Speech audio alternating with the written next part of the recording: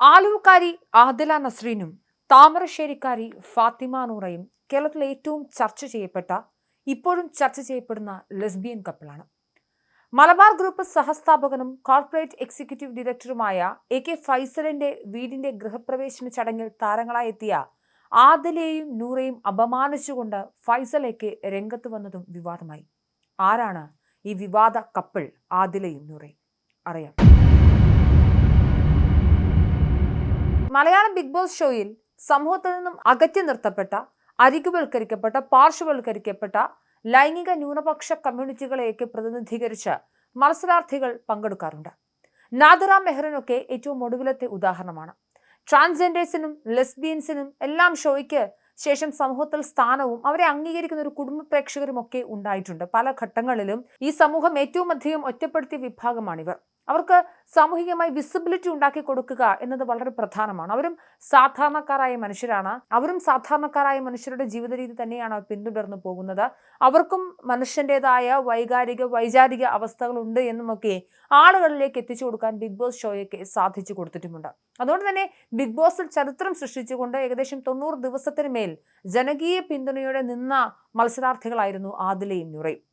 ഇവരെങ്ങനെയാണ് ഇത്ര വിവാദ കപ്പിളായത്? സൗദിയിൽ 12ാം ക്ലാസ്സിൽ പഠിക്കുമ്പോഴാണ് ആദിലയ്ക്ക് നൂറയോട് പ്രണയം ആരംഭിക്കുന്നത്. വീട്ടുകാർ സ്വാഭാവികമായും എതിർത്തു. വളരെയധികം കൺസർവേറ്റീവായ, യാഥാസ്ഥിതികമായ സാമുദായിക പശ്ചാത്തലത്തിൽ നിന്നായിരുന്നു ആദിലയും നൂറയും വന്നത്. ഈ ഘട്ടത്തിൽ നൂറ കഴിഞ്ഞ ദിവസം നൽകിയൊരു അഭിമുഖത്തിൽ ഉൾപ്പെടെ നൂറ പറഞ്ഞത് 10ാം ക്ലാസ് കഴിഞ്ഞപ്പോൾ മുതൽ തന്നെ തനിക്ക് വിവാഹ ആലോചനകൾ വരുന്നുണ്ടായിരുന്നു. പഠിക്കണമെന്നും ജീവിതത്തിൽ മെച്ചപ്പെട്ടൊരു നിലയിലേക്ക് എത്തണമെന്നൊക്കെ സ്വപ്നങ്ങൾ ഉണ്ടായിരുന്നെങ്കിലും താൻ ഒരു പെണ്ണായതുകൊണ്ടും തൻ്റെ സാമുദായിക പശ്ചാത്തലമൊക്കെ വളരെ യാഥാസ്ഥിതികമായതുകൊണ്ടും തനിക്കൊരു 10ാം ക്ലാസ്സിന് ശേഷം ഒരുപാട് വിവാഹ ആലോചനകൾ വരികയും എങ്ങനെയെങ്കിലും തന്നെ ഒന്ന് വിവാഹം കഴിപ്പിച്ച് വിട്ടാൽ മതി എന്നുള്ളതായിരുന്നു വീട്ടുകാരുടെ ഒരു ആഗ്രഹം എന്നുമൊക്കെ പറയുന്നുണ്ട്. ഈ ഘട്ടത്തിലാണ് സമൂഹം ഒരിക്കലും അംഗീകരിക്കാത്ത, അല്ലെങ്കിൽ സമൂഹത്തിന്റെ ധാരകളെയൊക്കെ എതിർത്തുകൊണ്ട് താൻ ഒരു ലെസ്ബിയനാണ്, തൻ്റെ സെക്ഷൽ ഓറിയന്റേഷൻ ഒരു സ്ത്രീയോട് തന്നെയാണ് എന്നുള്ളൊരു ബോധ്യം ആദിലയ്ക്കും നൂറയ്ക്കും വരുന്നത്.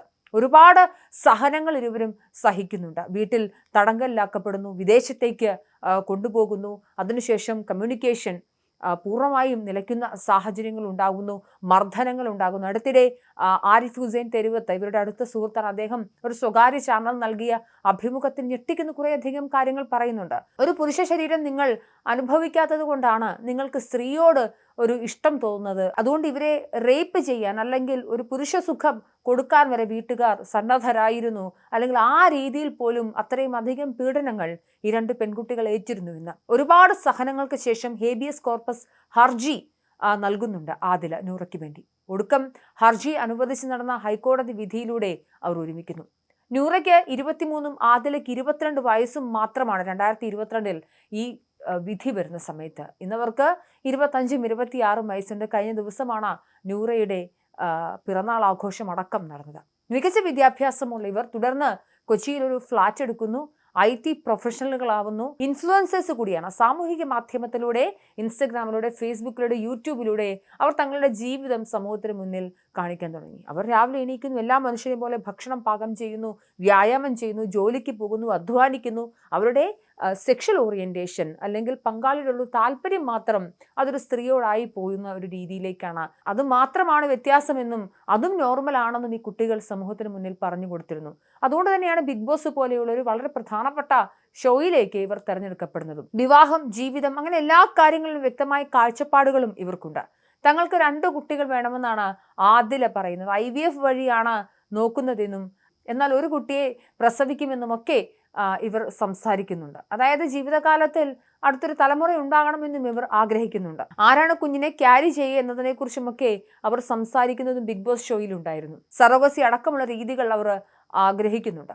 എന്തായാലും ഈ ഘട്ടത്തിലാണ് അവർ ബിഗ് ബോസ് ഷോയിൽ നിന്നും അവർ പുറത്താവുന്നു.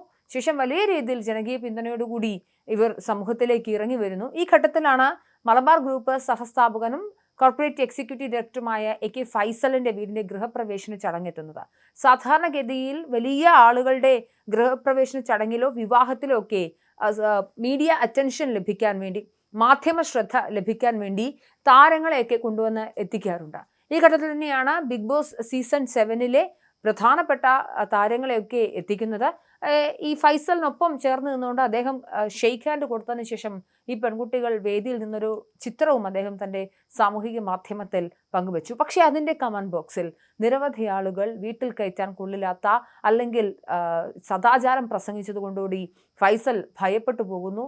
തൻ്റെ ഗൃഹപ്രവേശന ചടങ്ങുകളിൽ സമൂഹത്തിലെ വ്യത്യസ്ത മേഖലകളിൽ നിന്നുള്ള നിരവധി വ്യക്തികൾ പങ്കെടുത്തുവെന്നും ആഗോള ബിസിനസ് രംഗത്ത് പ്രവർത്തിക്കുന്ന ധാരാളം ആളുകൾ എത്തി എന്നാൽ തൻ്റെ പരിപാടിയിൽ 2 പെൺകുട്ടികൾ പങ്കെടുത്തത് മുൻകൂട്ടി അറിയിച്ചിട്ടല്ല എന്നും പൊതുസമൂഹത്തിന്റെ സദാചാര മൂല്യങ്ങളെ വെല്ലുവിളിച്ചും സ്വന്തം മാതാപിതാക്കളെ ധിക്കരിച്ചും സാമൂഹിക മാധ്യമത്തിൽ താറടിച്ചും പ്രവർത്തിച്ചുകൊണ്ടിരിക്കുന്നവരെ സ്വീകരിച്ചതിലൂടെ പുതുതലമുറയ്ക്ക് തെറ്റായ സന്ദേശം നൽകി എന്നുമൊക്കെയാണ് ഫൈസൽ അന്നെടുത്തത്. എന്ത് സന്ദേശമാണ് ഫൈസൽ ഇതിലൂടെ നൽകുന്നത് എന്ന് സമൂഹം തിരിച്ച് ചോദിക്കാൻ തുടങ്ങി.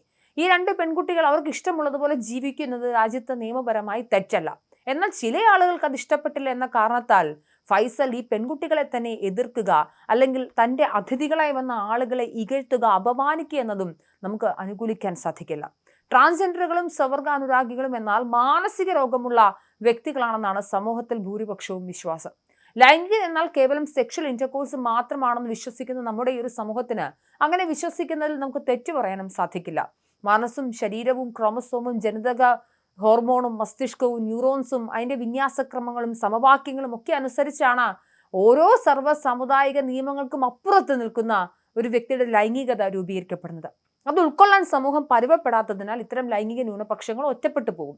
ലിംഗം അഥവാ സെക്സ്, ലിംഗത്വം അഥവാ ജെൻഡർ, ലൈംഗിക വ്യക്തിത്വം അഥവാ ജെൻഡർ ഐഡന്റിറ്റി, ലൈംഗിക ആഭിമുഖ്യം അഥവാ ജെൻഡർ ഓറിയന്റേഷൻ എന്നിവ ഒരു വ്യക്തിയുടെ ഭ്രൂണാവസ്ഥയിൽ തന്നെ തീരുമാനിക്കപ്പെട്ട് കഴിയുന്ന ഒന്നാണ്. അതിനെ തല്ലി ഒതുക്കിയോ മാനസിക രോഗ ചികിത്സ നടത്തിയോ മാറ്റിയെടുക്കാനാവുമെന്ന് കരുതുന്നത് മഠേത്തരമാണ്. ബിഗ് ബോസ് സീസൺ 7 ലക്ഷ്മി എന്ന് പറയുന്ന ഒരു മത്സരാർത്ഥി അടക്കം ആദില നൂറയ്ക്കെതിരെ തൻ്റെ മകൻ ഇത് കാണുന്നുണ്ട്. അതുകൊണ്ട് ആ പെൺകുട്ടികളെ ബിഗ് ബോസ് സീസൺ 7 കാണിക്കുമ്പോൾ ആ കുട്ടികൾ അവനെ സ്വാധീനിക്കുമോ എന്ന് തനിക്ക് ഭയമുണ്ടെന്ന് പറഞ്ഞത്, ഇവരെ താൻ വീട്ടിൽ കയറ്റില്ല എന്ന് പറഞ്ഞതൊക്കെ വലിയ വിവാദമായിരുന്നു. നമ്മുടെ സമൂഹത്തിന്റെ നിർവചനങ്ങൾ പെടാത്ത ആളുകളെ പുറത്താക്കുക എന്നൊരു രീതിയാണ് പൊതുവിൽ സമൂഹം എടുക്കുന്നത്. അതുകൊണ്ട് തന്നെ ലക്ഷ്മി എന്ന് പറഞ്ഞ വാചകങ്ങളെ സമൂഹം ഏറ്റെടുക്കുകയും ലക്ഷ്മിക്ക് വലിയ ആരാധക വൃന്ദം ഉണ്ടാവുകയും ഒക്കെ ചെയ്തു.